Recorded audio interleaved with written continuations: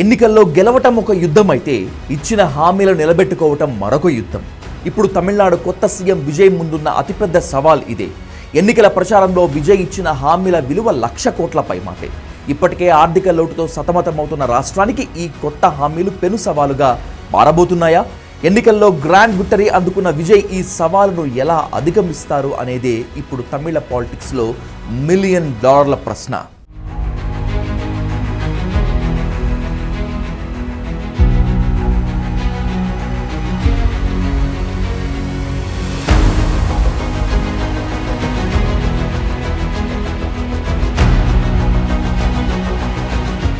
విజయ్ ప్రకటించిన ప్రధాన హామీలలో మహిళలకు ఇచ్చే నెలవారీ సహాయం పెంపు ఒకటి. ప్రస్తుతం అందుతున్న మొత్తాన్ని 1000 నుంచి 2,500 వరకు పెంచుతామని ఆయన హామీ ఇచ్చారు. దీనివల్ల వార్షిక వ్యయం 14,411 కోట్ల నుంచి ఏకంగా 36,029 కోట్లకు పెరుగుతుంది.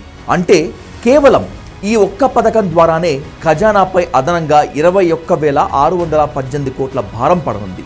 ఇక విద్యుత్ రంగానికి సంబంధించి కూడా విజయ్ భారీ హామీలే ఇచ్చారు. ప్రస్తుతం ఉన్న 100 యూనిట్ల ఉచిత విద్యుత్తును పెంచి 200 యూనిట్ల వరకు ఉచితంగా ఇస్తామన్నారు. దీనివల్ల వార్షిక వ్యయం 7,752 కోట్ల నుంచి 12,000 కోట్లు దాటుతుంది. అంటే 4,248 కోట్ల అదనపు భారం పడుతుందనేటువంటిది ఓ అంచనా.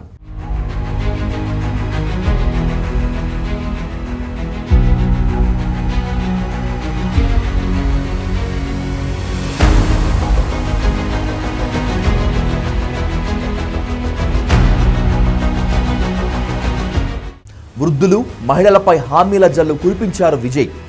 వృద్ధాప్య మరియు ఇతర సామాజిక పెన్షన్లు పెంచుతామని ప్రకటించారు. వృద్ధాప్య పెన్షన్లు ప్రస్తుతం ఇస్తున్నటువంటి 1,200 రూపాయలను 3,000 వరకు పెంచడం వల్ల వ్యయం 4,366 కోట్ల రూపాయల నుంచి 6,549 కోట్ల రూపాయలకు పెరుగుతుంది. వితంతు పెన్షన్ల వల్ల అదనంగా 1,829 కోట్ల భారం పడనుంది. దివ్యాంగుల పెన్షన్లపై అదనంగా 504 కోట్ల వ్యయం పెరుగుతుంది. సామాన్య గృహిణుల కోసం ఏడాదికి 6 గ్యాస్ సిలిండర్లను ఉచితంగా ఇస్తామన్న హామీతో 7,074 కోట్ల భారం పడనుంది.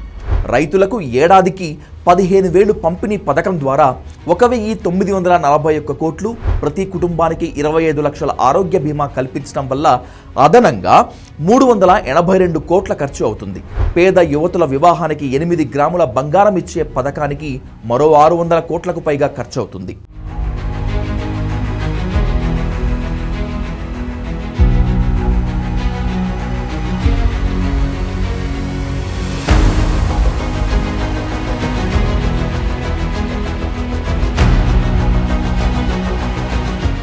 యువతను ఆకట్టుకునేందుకు భారీ హామీలు ప్రకటించారు.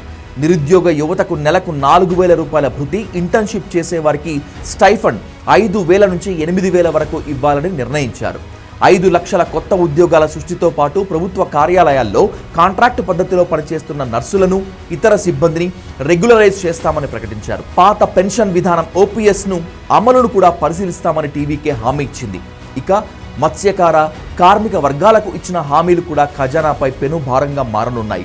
మత్స్యకారుల వేట నిషేధ సమయంలో ఇచ్చే మొత్తాన్ని నెలకు 27,000కు పెంచడం, పడవలకు రాయితీతో కూడిన డీజిల్ సరఫరా వంటివి ఇందులో ఉన్నాయి. అంగన్వాడీ కార్యకర్తలకు నెలకు 18,000 రూపాయలు, పారిశుద్ధ్య కార్మికులకు 10,000 రూపాయల కనీస వేతనం వంటి హామీలు కూడా ఖజానాపై మరింత భారాన్ని పెంచనున్నాయి.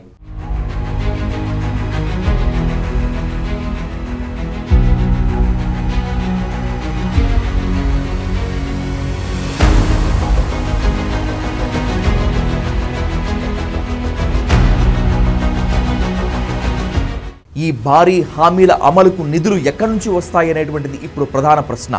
రాష్ట్రంలో ఇప్పటికే 1,22,000 కోట్ల ఆర్థిక లోటు ఉందని, ప్రతి ఏటా బడ్జెట్ లోటు పెరుగుతూనే ఉంటుందని అధికారులు ఆందోళన వ్యక్తం చేస్తున్నారు.